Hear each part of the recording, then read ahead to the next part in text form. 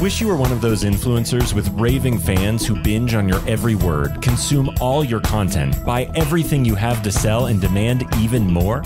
Then stay tuned while Authority Magazine columnist and BuzzFeed contributor Tracy Hazzard shares strategies, tips, and tactics from top videocasters, podcasters, authors, and social influencers on creating that bingeable factor.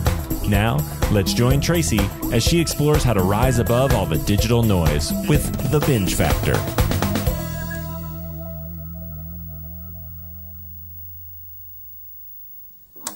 I've got Adam Adams today talking about the podcast on podcasting. So essentially, we're just going to be industry insiders kind of talking about how things are going, what's going well, what's not going well. So this is a great episode for you to get another perspective besides mine on what we think of podcasting. Adam already has a loyal following in the podcasting space. He sold his first podcast to another company. And then he launched Podcast on Podcasting, which has been ranked as a top show for podcasters. He's also the founder of Grow Your Show, where they help you get your message out to the world. They work to getting their clients top 1% on iTunes and top charts and getting more influence as podcasters. So we're going to have an interesting conversation of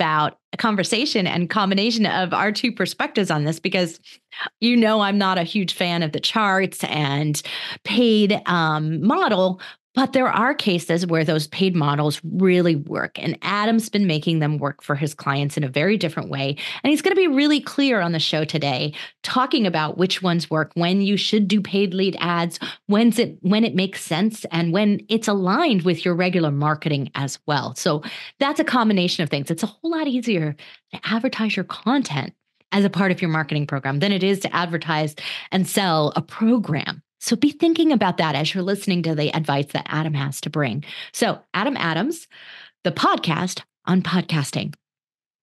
Adam, so glad to be able to talk about podcasting today. Podcast on podcasting. It's not your first rodeo, though. Not your first podcast. Tell us a little bit about the other ones that you have, because you've done over 1,200 episodes. Yeah, the first one was a real estate show, and it was, I think that this could be really beneficial for the listener if I really think about them and them launching shows. Because with the first one, I made the podcast for a specific reason, but the interesting thing is that I was not actually intentional with every step of the way. After deciding this is what I want to achieve, I did not become intentional. And so obviously the listener should be intentional every step of the way.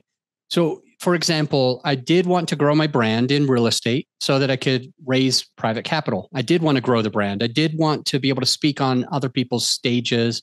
I did want to be invited on other people's podcasts. And all of those things did work, except here's the thing. My goal was to attract high income earners, people that made a lot of money, maybe a doctor, an engineer, something like that. And they really wanted to just passively invest so that my team could find the deal and take their money and go. So here's the mistake that I made with creative real estate. Creative real estate attracts somebody that doesn't have money. And the reason why it does is because you are thinking to yourself, man, okay, I want to be involved in real estate investing, but I don't have money. Oh, creative real estate, that speaks to me. This is going to teach me how to buy even without money. But to think about maybe that engineer, they're scrolling through trying to figure out how to invest. They will not click on creative real estate. They will not search for creative real estate. So after about 600 episodes. Wow, you really went all in though. 600 is still a lot. Yeah.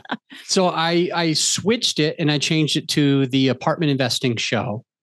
And the apartment investing show, we got a little past 100, almost 200 episodes. And then in 2019, I decided that I wanted to help other podcasters. So I thought to myself, I've made a lot of mistakes. I've helped a lot of people to get into the top 1% of all podcasters. I've helped people to grow their podcast audience really well. And so I thought to myself, I don't want to be doing real estate because truthfully, we were supposed to have a crash in 2017. And every year since, we're always like, it's probably going to be within the next 2 years. And I believe that I believed that in 2017. I believed it in 2019, but it was July of 19. I remember very, very specifically. I was like, you know what? I'm out of this real estate game for now. And that was after putting 200 more episodes on my second podcast. I go, I'm out of this real estate game because I don't want to be caught with my pants down. Really, I don't want to be buying properties with other people's money if the market goes down, because then it would have been my fault. I could have done something to protect their money. So being out in front like that, being such an authority with so many episodes between the two podcasts, that puts you at, I'm going to say, bigger respectability risk, right? Yeah, I think so. And, to me, it's definitely important to serve people at a high level, no matter what it is that I'm doing. So I was in this mastermind group. And during the mastermind group, I told everybody that, hey, the truth is, I don't really want to be with these business partners anymore, because they want me to work too hard and I want them to work hard, and they're lazy and I'm lazy. So we hate each other. It wasn't that bad. It's not a good mix. Yeah, it wasn't that bad, but they definitely expected me to do more than I was willing to do. And I expected them to do more. I was like, no, I'm just the thought. I'm just the leader of this. I'm just the face of this. But they wanted me to do all these tasks that were not good for somebody who's dyslexic and ADD. So I wanted to exit the partnership, and B, like, I really felt like a crash was coming. So I went to my mastermind group. And by the way, to the listener, no matter what your business, no matter what you do, you probably should be in some type of mastermind group of anything that you want to be solid at. And so I'm a member of this business mastermind, and I said to them, what do I do? Like, I want to be out of real estate because of this. I don't want to work with these partners anymore. What should be the thing? And everybody goes, you've helped me with my podcast. You've helped this person with their podcast. I'm crushing it because of you. The obvious thing for you to do is serve podcast hosts. So that's when I decided to launch a company. It's called Grow Your Show. Grow Your Show's the company. And then a little while later in 2020, I launched the podcast called The Podcast on Podcasting. And that was to grow the recognition for the company as well, to be able to get in front of more people. So that one, I think we're just a little over 400 episodes now. And when I say but, I just want the listener to know I usually put out more episodes than most people. Yeah, so you put out both interviews and topics. And you do more than one a week. Yeah, exactly. So like with the Creative Real Estate podcast that I ended up selling that podcast to another person that I thought would be a better match for it. For the Creative Real Estate podcast, there was a month where we just published every single day. We did like 30 episodes in 30 days. And additionally, we were usually doing 3 to 6 episodes a week. On the apartment investing show, I also published a lot. And on the podcast on podcasting, for the first little while, I did 4 episodes per week. And then I increased it because I could tell that my income was directly related to how many episodes a week that I did. So I went up to 6. And we just got crazy busy. Like, we were making stupid money, like netting $100,000 in a month. Like it just got so busy that I started to work more hours because of it. So I went down to 2 a week. And then I've been doing, then our income went down, by the way. Our income literally went down during 2 a week. Then we doubled it back to 4, 2 solos and 2 interviews. And I'm getting ready to boost it back up to 6 again. But I noticed that our income has, by adding 2 a week, our income is up $6,000 a month. So it's like every single additional episode is netting me $1,500 by just doing that extra episode. So I definitely recommend doing more episodes than you are now, and really thinking of your podcast as a business. And so anyway, yeah, I'm on my 3rd podcast, and it's been a lot of fun, and we're at a little over 400 episodes so far. Well, let's talk about that monetization model. What does monetization look like? What do you consider to be the ways that you generate revenue with your podcast? Really, if you listen to the podcast on podcasting, you'll hear 8 different ways to monetize. So there's many different ways that you can do it. When people ask me, I'm only going to pick the top 3 ways, or the most common 3 different ways. The first way is where you do what's called a CPM model. That's where you're going to get somebody to pay you based on how many thousands of listeners that you have. CPM is cost per mille, or in Latin, that's cost per thousand, really. So cost per thousand. And most people are going to pay something like $20 per 1,000 downloads that you have. Now, it goes as low as $5 per meal, and it goes as high as maybe like $30 per meal, but the average is right around that $20.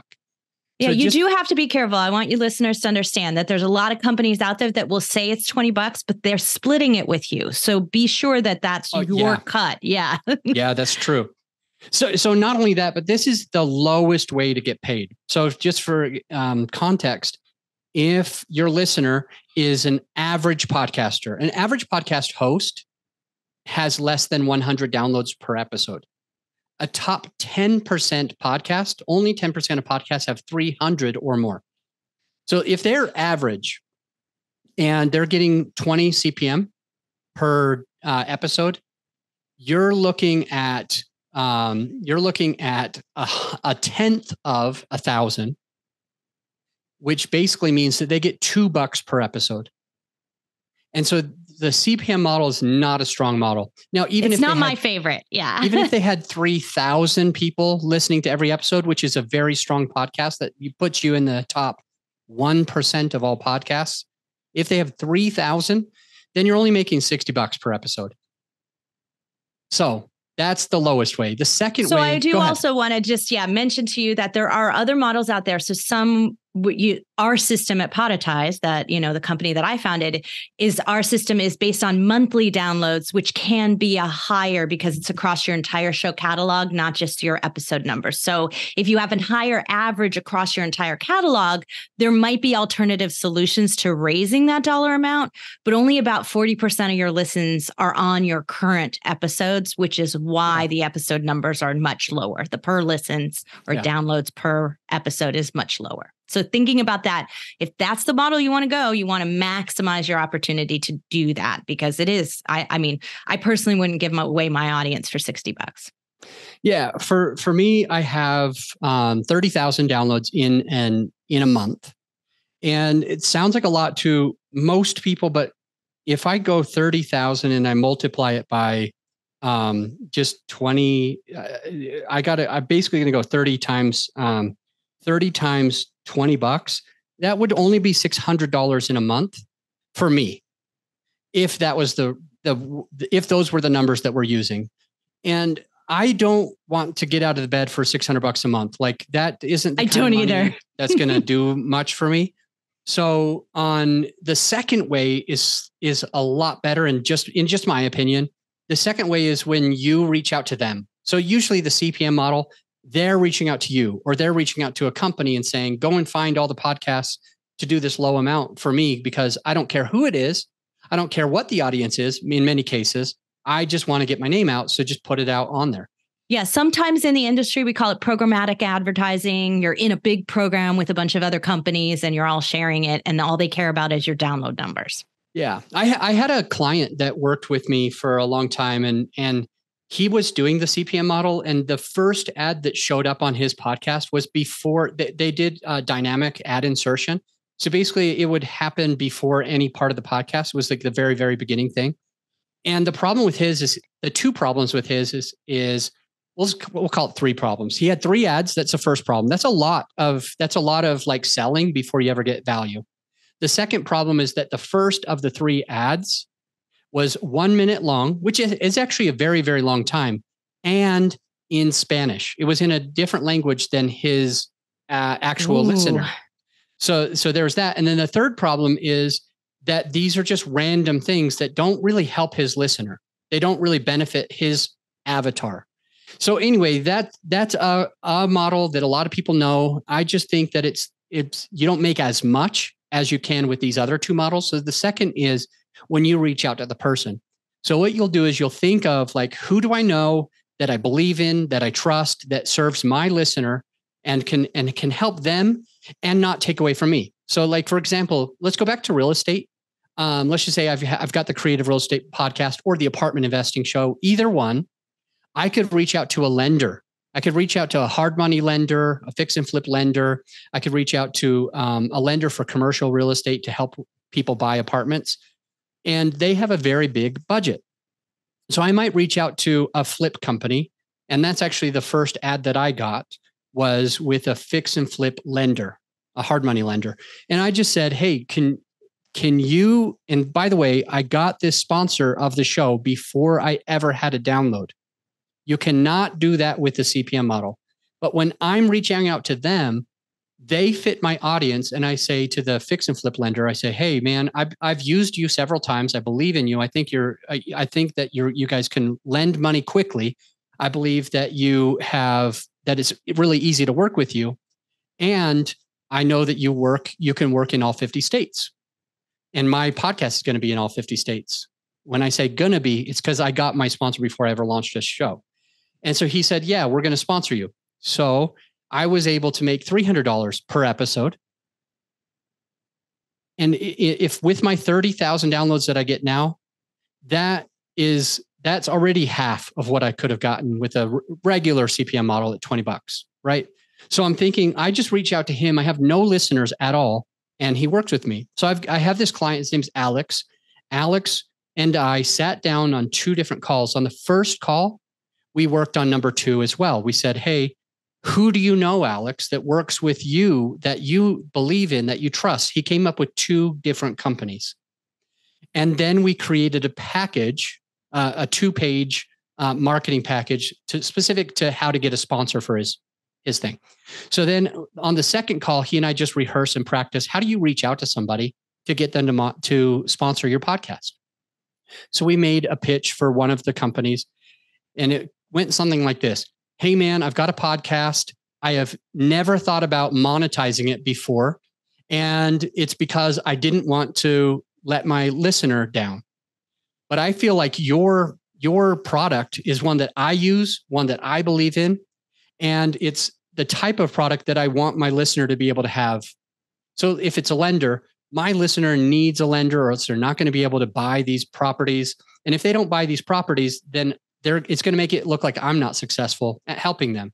They need a good lender on their side. So would you partner with me? And then you say something like this. If you can't partner with me, it's no problem. I can call another lender, but I'd rather give you the opportunity first. So he did this pitch. And with the first person, he called them one time and they said yes. And they started paying him $5,000 a month, already way higher than the 600 that I could make with 30,000 downloads a month. He was already making $5,000 a month. And that was for a 12-month contract. I teach people, make sure that the minimum you do is 6 months. We got a lot of people out there that are trying to get a sponsor per episode. And it's so much work and effort just to get one sponsor. You're always seeming to work too hard. So yeah, Alex, I recommend the same thing. I recommend this idea of doing like a time period because it does take longer and there's a growth factor to your show as well, right? So you're amping up the marketing. There's credibility that's going on. It needs to take its time to be able to be effective for them. And so that's important. But the second way you could do it is to do a series. So you can do like a 25 episode series. Yeah, it's great. You can drop in a series. So I did that. We sold Hewlett Packard a 25 episode series in 2020. And we sold it on a Podfaded show, no less, when we were done doing, which we had been talking about before on a show on 3D printing. So perfect audience for them. And we dropped it on that. And that one was easy. I can command 6 figures for that easily without blinking. Amazing. So that's the way you can think about this in a different way. What Adam is saying to you is that stop thinking about this from a non-math standpoint, right? Like, let's do the math and think this all the way through, but let's do this from a value standpoint. Where can they get the value as the sponsor? If it's not 6 months, then where else could they get the value if they did a series of it? So you could drop that series so that they could say that they were sponsored on these episodes that were all tied into a topic that interested them. There's a lot of ways to slice this that can create that mutual value. So with Alex, he called the second person and he needed 3 follow-up calls. But after the third follow-up call, he got another $4,000 and for 6 months. So he was making a little over $9,000 for 6 months and then still making $5,000 for the rest of the year. And then here comes the best way to monetize, because I don't even use number 2 anymore. Now I figure only 3, that's where I want to be.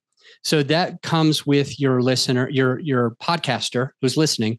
If they have their own product or service, if they got a business, they're a coach, they're a mentor, they're a consultant, they're an attorney, they are a business owner, they sell a product, a service, an online program, whatever, then you can use option number 3. And that's the one that I use. So option number 3 is where you sell your own product or service.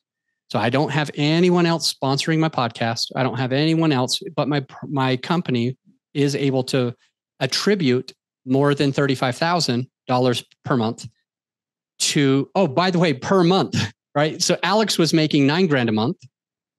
And then I told him about how I was making $35,000 a month through my podcast by selling my own products and service. And Alex stopped selling stopped sponsoring. And now he makes $45,000 a month. He makes $500,000 a year through his podcast. He changed his route from number 2 to number 3. So on my podcast, all I do is I have about 3,000 downloads per episode. And we end up talking to the listener about how I can help them. You know, we might put out an episode where we talk about all of the problems that can go on and how to fix it. And then I might just mention, not in a salesy way, but just like, hey, if you're looking for somebody to do this for you, just let me know. And my team has been doing that for other podcasters for this many years. And so we put a link down into the show notes. They go and click it. And it's not huge, Tracy. We get like 1-ish client per month. But our contracts, when we work with people, some of them are smaller and some of them are bigger, but it averages out to about $30,000, $35,000 that we're making from each time that somebody decides to work with our team, because we can work for them for a year.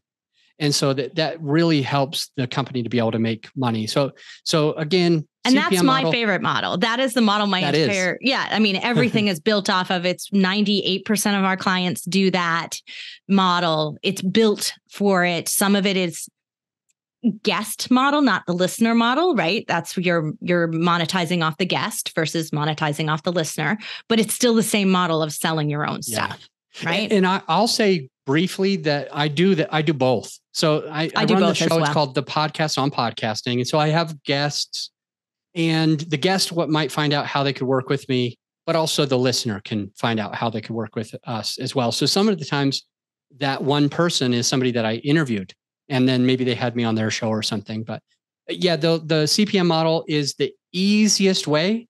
It's like you almost do no work and you can get something, but sometimes you're leaving a lot of money on the table. The middle way is fairly good. You got to do a little bit of work. You got to be a little creative. You got to have some persuasion, maybe play back what we recorded for you and just use that. And then the third way is just where you allow yourself to help your listener or, like Tracy said, your guest. And I believe that most people should be able to make at least $8,000 a month if you're selling your own product or service, at least $8,000 a month. And I wouldn't be surprised if you made $100,000 a month. Absolutely. Absolutely. I think that's the best way to go about it as well. But you also have to make sure that your audience is really dialed in. Your content is really dialed in. You're being really focused about all of that. And that's where the podcast on podcasting is done so well. You're very focused on that. And one of the things that I think that your company and your podcast does so well is talk about marketing, especially some things that podcasters don't do really well, which is pay for marketing. Right? Like they don't hire enough consultants on it. They think the podcasting is it. And you and I both know that's not the case, that we do need to pay to play in some cases, and we do need to participate in the marketing process. We have to actually promote our show and do some things. But I want to dial in because you're particularly an expert in that sort of paid marketing side of things. What are some paid audience growth strategies that are working today? Yeah, I'll give maybe three that are come off the top of my head. So my company does paid ads for people, and these are three of the big ones that we utilize. One of them is Facebook ads. I want the listener to understand that you could be terrible at Facebook ads and they're never going to work, or you could work with somebody who knows how to do it and then they will work, and then you'll actually be putting less money out than you would if you did it on your own, but then you can actually make money. You want somebody to be able to split test the ads, put a good ad, put out 2, 3, 4 different ads at a time, test them out with smaller amounts of money, crush or squash or kill the 1 or 2 or 3 that are not performing, and putting more money to the ones that are performing, and to keep playing with that. It can be a lot of work and you have to have some skill. So if your listener is already really, really, really good at Facebook ads, that can be a benefit for them. So we utilize Facebook ads, Google ads, and YouTube ads. All three work really well for us, but we get the best bang for the buck on the Facebook ads. We've really got those dialed in. That can be good, or it could be horrible. It just depends on what your experience is. The second way that I will mention to the listener that does work is where you pay to get your advertisement on other people's podcasts within your genre. So this is a paid way. You could also trade. You could also say, hey, you do it for me, I'll do it for you. You scratch my back, I'll scratch yours. But that's like the sponsorship model. It's a lot of work to go find all the shows and pitch everybody, convince everybody to do it, coordinate it, right? It's a lot of work. It can. So for us, here's the secret sauce. You want them to do at least 6 episodes or 13 episodes, which basically means I'm going to do it for a month and a half, or I'm going to do it for 3 months.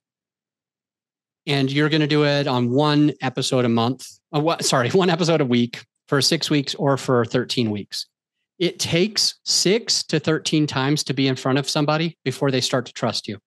When you get when you get like an advertisement in the mail, or you see an ad for the first time, you're probably not going to buy it. By the time you see it the 6th, 12th, or 13th time, you're probably going to say, you know what? I should call them. And that's what they've proven within marketing. So if you are putting your show on somebody else's show in your genre, you could just pay them, hey, I want you to throw it up once a week for 6 weeks, or once a week for 3 months. And that's the result. And then you just work out the payment, or you can do a trade. And it's not so hard, but here's the coolest thing. When you're on other people's shows, either organically being a guest, or when you're on other people's show because you've paid for them to display your ad and talk about your podcast, every single person who listens to their show listens to podcasts. And if you're going to the right genre, all of the people who are interested in that person's show should also be interested in your show. So if you have a podcast on real estate, you go on somebody else's podcast for real estate. Basically, you pay them to do an ad 6 times or 13 times. Every single listener, it's really, really easy for them to go and listen to you because they already listen to podcasts. They're already on the platform as they're listening to it, and they're interested in that genre. They're more likely to jump over. The third way that I'll mention for paid ads is the hardest way, but it's crazy effective. And when I say crazy effective, it's because it hits algorithms, and there's 5 things that are the most important for the algorithm. And so I'll just mention the 5 things that are important for the algorithm first. And those are, you need people to follow your show. Number 1, follow. Number 2, you need them to download. You need some downloads. Number 3, listens. That means they actually push play. They don't just download a bunch of episodes. They actually push play on them. They play all the way through. The 4th thing is that they rate and review your show, give you social proofing. And the 5th thing is that person, that listener, that rating and reviewer, that player, they keep coming back. The 5th thing is that they keep coming back. So again, it's follow your show, download your show, listen to your show, rate and review your show, and keep coming back. They binge on it. Yes, they binge. Exactly. And when they do all 5 of those, it triggers algorithms within the podcast playing platform, which is huge because it grows the audience. When you trigger algorithms, they say, wow, I trust this person. They will keep people on my platform. They make money when people stay on their platform. I trust this person, so I'm going to push them in front of more people because they're hitting all 5 of these things. If you only do Facebook ads, it is not guaranteed that they're going to do all 5. Even when you do ads on other people's show in your genre, it's not guaranteed that they do all 5. So the private message campaign solves that. So the private message campaign is where for us, we reached out to people on 3 different platforms. So we'll go to Facebook, we'll go to meetup.com, and we'll go to LinkedIn. On Facebook, LinkedIn, and Meetup, the cool thing is you can really narrow down and filter to the right person. So you figure out who's your perfect listener. Let's just say for this podcast, it's somebody who has a podcast and they want somebody to binge their podcast. So for you reach out to that person where they are. Maybe it's on a podcast group. And then you say, hey, I saw your comment about blah, blah, blah, blah, blah. How long have you been podcasting? You might start like that. So let me just back up a little. There's 3 platforms, Facebook, Meetup, and Facebook, Meetup, and LinkedIn. And now there's 5 things that you need to do when doing private message, because this is so critical if you don't want to be flagged as spam and have nobody doing anything. So the first one is have you ever gotten like a message where it's super duper long, like really, really long? It just has every single piece of information. They're just telling you everything, giving you links and everything. That huge length turns people off. They're like, this person's just trying to sell things. So that's the first thing. We keep it short and sweet. The second thing is, you know how when you go there, they give their signature. So it's their name, their email, their phone number, their website, and all that kind of stuff. Get rid of that. So never share a link or any information without them asking, or at least without permission. So I wouldn't share the link to, if I was marketing for you, Tracy, I wouldn't share the link to your podcast until they asked for it. Until they said, yeah, you got the link? Then I'll say, here's the link. Let me know what you think about the episode. So the second thing is never share a link without permission. The third thing that you always want to do if you're doing this private message is you want to ask instead of tell. We've learned over a long period of time that when you ask questions, you get people hooked in. Now they're hooked to the content. Now they're hooked to you. When they're the ones answering the question, they feel like they're a lot more in control. When you just tell them stuff, basically it just goes past them quickly. They just forget about it. They were like, oh, this person's just spamming me. But when you ask questions and you're engaging, you're more likely to get a response. So ask, don't tell. So the only exception I found to that, and maybe, correct me if I'm wrong, but the exception that we found to this is we run a live every single week, and we run it in LinkedIn. And so if I share the LinkedIn event live, it's not penalized in the DM system. And I find it actually works really well. That's the only link that I ever share in any DM. And that is that we're running an event this week. It's free. It's right here in LinkedIn. You don't have to leave anywhere, go anywhere.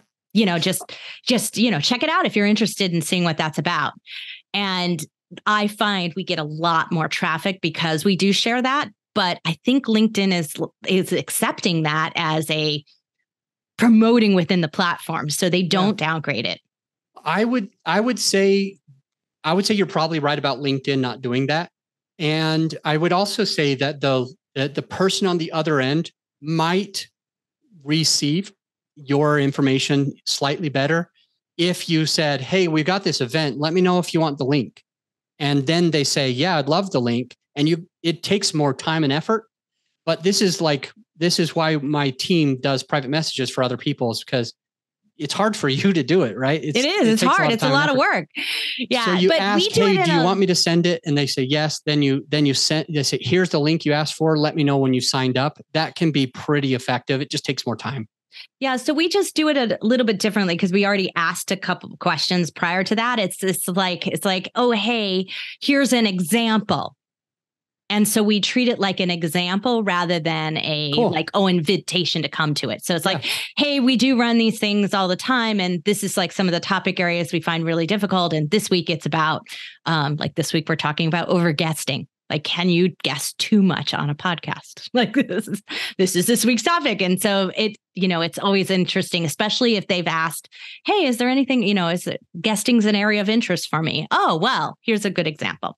So that's really, I love that idea that you're really asking questions. You're not pushing sales. They're not long, which I find podcasters don't have the attention span for stuff to be really long anyway. Nobody wants to read anything anymore. And ask, don't tell. I just think that that's so important in what you're talking about here, and getting permission. Yeah. And if you're doing all of this, you'll connect with them. And then later on, you'll say, do you have a podcast that you listen to that could add value like this? When they give you the podcast, then you actually consume the content. You give them feedback. You say, thank you for sharing that with me. These are the takeaways that I got from what you shared. Yeah. I loved it. And then later you say, hey, I've got a podcast. Or if it's us, hey, I found a podcast. We work as a third party. I found a podcast that also adds a lot of value. Would you like me to send you the link? They say, yeah. We say, here's the link. Then we ask, let me know what you think about it. Remember that, write that part down. Let me know what you think about it, because that gives them more accountability that they actually should listen and not just like pass it by. Whenever they finally do come back to you, this is how we trigger those 5 algorithms: follow, download, listen, rate and review, and come back. When they say, I loved it, thank you for sharing it with me, and this is what I got, then we say, that was great. Tracy would probably be happy if all you did is copied and paste what you told me and leave it as a written review of her podcast, since you already listened to it, right? And then we get like 33% of the people to actually rate and review the show. And then every couple of weeks, when Tracy drops another episode that is fire, then we reach back out to them and say, did you hear that last episode on the binge factor? You've got to check it out. May I send you the link? And they're like, sure, man. Then we send the link and we say, here it is. Let me know what you think about it, just like we did before. So that's how to utilize the private message to get people where you're got. And if I could just say one analogy that I think is critically important for anybody listening who's a podcaster and thinking about growing their podcast, your podcast is your vehicle. Your show is the vehicle that can get you to your destination. The destination should be success in your business. The destination should be you making an impact in the world and making an income for you and your family. Income and impact, success should be the destination. There is something you need. If you want to take your vehicle to a destination, you need gas. You need fuel in your tank. If you don't put fuel in the tank, you're going nowhere. And you mentioned this earlier. A lot of people start podcasts and they think that they don't need to advertise, and then they go nowhere because they thought that this was like a free way for them to advertise. They thought Spotify and Apple was going to give them the fuel. Yeah, it's like, hey, Apple's going to be like, oh, goody, Adam Adams just started a podcast. I can't believe this. There's already just 5 million podcasts. So we've got to make sure Adam gets in front of millions of people tomorrow. It doesn't, if you build it, it doesn't just automatically come. If you've got a vehicle, a podcast or a car, you put in the fuel. That's the marketing. That's the advertising dollars. That's the hard work on the DMs. That's paying a company to do the direct messages. That's paying a company to do the Facebook ads. That's you doing the Facebook ads. That's you promoting your podcast, telling everybody about it. That's the fuel.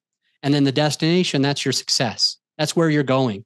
You're going to get nowhere if you don't add fuel to the fires, add fuel to the tank. So just think about like if 97%, this is actually a real statistic. It's not one of the ones that is made up. 97% of successful businesses use paid advertising. If you are a podcaster and you're thinking about your podcast as a business, you should be part of the 97% that uses paid advertising. When you're getting in front of the right people, they can now hire you. And now you can make $30,000 a month, $45,000 a month, or whatever it is. Absolutely. I'm so glad you said that, because that was one of the statistics that I pulled off of one of the episodes I was listening to when I was binging on your show. And that 97% that you're competing against is so critically important for you to understand. You have to pay just to compete. And that's not something that most podcasters come into this with the recognition that they're going to need. And then they quit because they weren't competing at the level they thought they would. They didn't give it enough time either. So if you're not going to pay, you got to give it the time, which is what you did in your first show. You really gave it the time that it needed. In number of episodes, you really outperformed almost everybody else. So I did some stats recently for someone, and anyone who has achieved over 800 episodes or more in podcasts in general is among the 1% of the 1%. Oh, that's cool. So at 1,200, you are way exceeding your average podcaster in every which way. You are the elite of the elite, which reminds me to come back to my real question. At the end of the day, you're building value for your business, for your marketing method, for the audience that you've created, this community that you've built. And you did that with your first 2 podcasts, and you created it to the point at which you got to sell it as an asset. And you kind of buried that right there. So I wanted to come back to it. You sold your podcast. There are very few, like Tom and I have done this model. We call it the reverse merger, where somebody should buy your podcast and then reverse merge their podcast into it. It's a great jump start for a show. You start with the right audience. It's fantastically easier than building a podcast from scratch. And not enough people take advantage of that model because they don't want to pay for a show. But you created the value. How did you value that when you went to go sell that? Well, first and foremost, I undervalued it. And you if I did it over, I would have sold it for a lot more. So taking you back to that mastermind, I asked everybody, okay, well, if I'm moving into podcasting, what should I do with this podcast that I've had all this time? And like, I don't want to just crush it. It feels like my baby. We were 600 episodes in. It felt like my baby. I spent a lot of time with it and effort, and I had a lot of listeners that were very loyal and would let me know if there was like a blank episode or whatever, which has happened. They'll be like, "Hey, just wanted you to know." I get like tons of calls. If I have a bad episode, like one missing things, everybody's like, "Hey, you need to do this." So that ended up happening, and everybody was asking me, well, how many people listen? And I said, and it was like 6,000 people. So I was like, I told them, it's like this. And they're like, so you're in front of 6,000 people, 3 or 4 times a week? And I'm like, yeah. And they're like, bro, we speak on stages. It's so hard to even get 100 people in the room. And when we do, it costs us like $100,000 to get 100 people in a room. And when we do that, we can sell like 33% of the room. This is just the way that these guys think. We sell like 33% of the room, and we end up making $1 million. And then they go, if you have 6,000 active listeners, it's going to be really, really, really easy for me, if I take over that podcast, to be able to make millions and millions of dollars. I do have one client. His name's Marco. Marco makes a little over 300,000 a month with his podcast. We launched it from scratch 4 or 5 years ago. And after he launched it from scratch, within about 6 months, he started making big money. And within a year and a half, he started making $4 million a year, $1 million a quarter, really. And so Marco's making all this money from his podcast.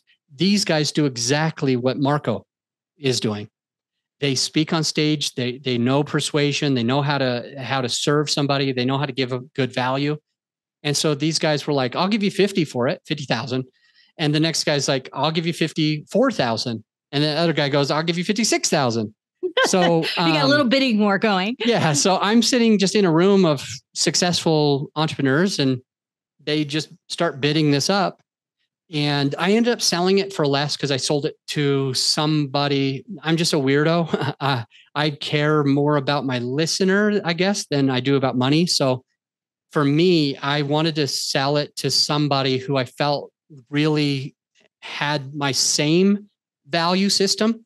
All of those other guys, they had great values. It's not about me thinking that they're bad people. I wanted somebody who had the same type of values that I did, because I think that they would speak to the listener from a place of value and focus on that more than they would about selling. And I knew he didn't have anything to sell, but anyway, I sold it to him for a little less than those 3. But as I looked back on it, I believe that for 6,000 people downloading every episode and doing that multiple times a week, I probably should have gotten about $250,000 out of just the podcast, honestly. Well, and I think that too often people don't, like, we've had companies that bought a business and then just stopped the podcast. But they didn't realize they tanked their website, they tanked their marketing, they tanked so much by just not understanding that what they bought was of value.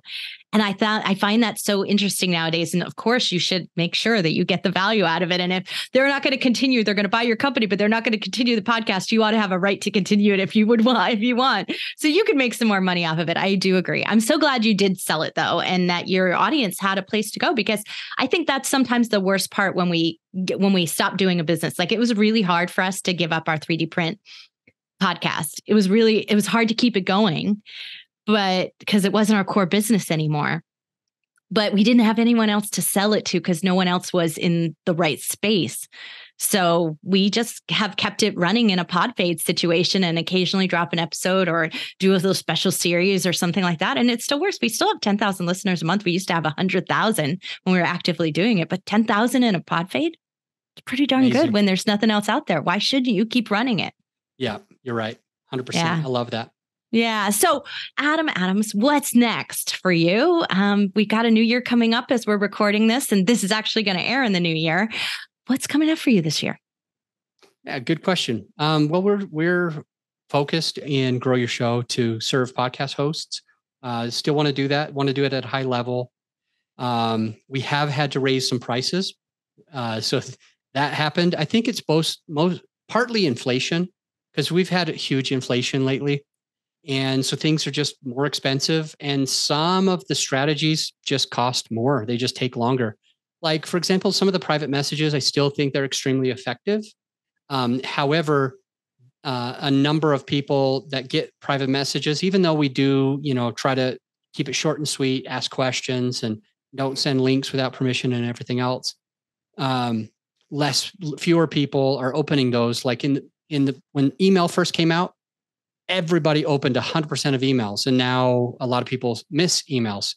When text message blasts started coming out, 100% of people were opening text. And now people are slowly not answering the phone or their text. And the same thing will happen with anything that's out there. So over the past 4 or 5 years that we've been doing that strategy, it just gets a little harder and harder, but we're probably going to keep focusing on it. For me personally, I'll say the thing that I'm kind of excited about is in a few years, I'll be retiring to a Spanish-speaking country. So that would be... So the Spanish ads on the very front of that show wouldn't be so bad for you in the future. In the future, yeah. I'm getting much better. I can understand almost half of what's on a Spanish ad. But in the future, I'll definitely have a good handle. Well, it wouldn't be the binge factor if I didn't give you a slight psychoanalysis of your show and what makes people want to binge on your show. And here's what it is. Adam, you don't miss the core topic to talk about, whether you're doing your own show or you're doing the interview. You head into that narrow, important topic that person's expert in. It's too often that we get guests on our show or we meander in our topics and we try to hit all these different things, but you focus really narrowly and you keep them focused on what they're really best at. That makes for a really great show. And it makes me want to go and binge because I didn't get so much generalization from each guest along the way. I got to go all through your whole entire catalog to be able to get to all those specialty areas and all those special topics I want to consume. That's your binge factor. Thank you. So gracias. You're welcome. Well, I'm so glad we met up. We met up because your team was chatting with me, which is such a good way to do that. So glad that we met up. So glad I got to listen to the podcast on podcasting. Thank you, Adam Adams, for creating such a great impact into the podcasting ecosystem. So I think we had a kind of an interesting conversation around the podcasting industry. And I've also been on Adam's show. So since we've recorded this, so we'll have to do a little swap back and forth and connect to the episode where I was on his show and now he's on mine, right? So that you can see all of that. It's interesting to be thinking about how someone formed and sold a show and now what they think they need to put value in order to help you grow your show. And I think that it's really interesting that Adam's perspective is all on the paid lead and ads side of things. There's a lot of cases where I think this works, and there's a lot of cases where I think that it doesn't work. And being really clear about your objectives for it, what it's going to do for you, is this aligned with your business? Because it's not going to be a direct monetary correlation. I pay $1 for an ad, and I'm going to get $1.20 in listeners buying something from me, right? It doesn't work like that in quite the same way. It doesn't mean that your listeners aren't going to buy your stuff and you're not going to make enough money to make back your money. I do think you can do that, but it's got to be a little clearer and more aligned with everything than it is just advertising and promoting your show. So be really careful in thinking about, if you were going to do a paid model, how can you make it pay out more for your business and your show at the same time? That's when we can really maximize ourselves in what we do. So, Adam Adams, the podcast on podcasting, go check it out for another perspective on the industry. I think you're going to find some really interesting things and interesting perspectives over there, and see how they compare with some of the things I've been saying. So please reach out to me and let me know what you found really useful on Adam's show and what kinds of things you might like us to address in the future. Because we also have our sister show, Feed Your Brand, which is our advice show for podcasters. And we have shows about monetization and advertisement and other things like that. But we really talk about it in a much different way than Adam does on his show. So keep that in mind. There's always different viewpoints and different perspectives in the podcasting industry. And that's why we're always trying to bring you more interesting guests here on the Binge Factor, trying to bring you more perspectives into ways to create success as a podcaster so that you can tap into the Binge Factor for your show. You've been listening to the Binge Factor podcast. For more information on podcasting and videocasting success tips and tactics, please go to thebingefactor.com. And be sure to listen to our other show for podcasters called Feed Your Brand. If you'd like to be interviewed on this show, as well as featured in Tracy's column, please go to thebingefactor.com/guest and apply.